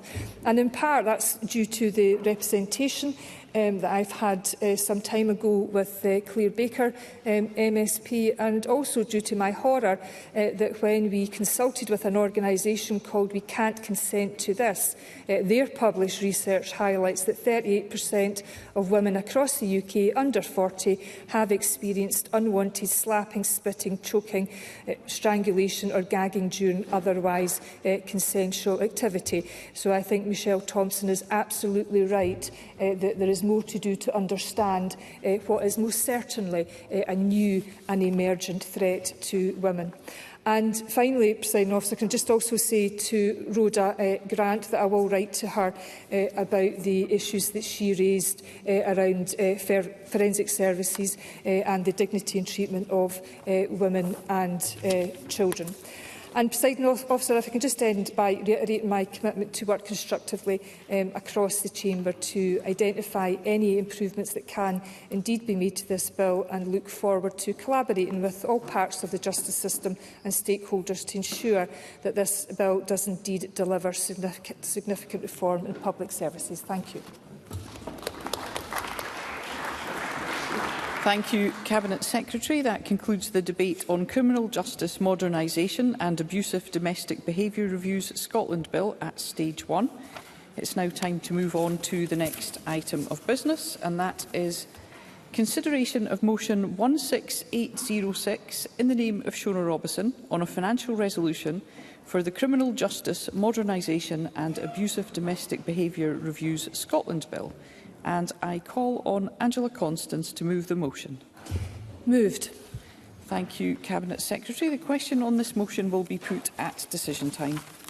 The next item of business is consideration of legislative consent motion 17009 in the name of Richard Lockhead on Data, Use and Access Bill UK legislation.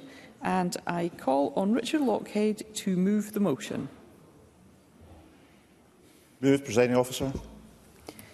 Thank you, Minister. The question on this motion will be put at decision time.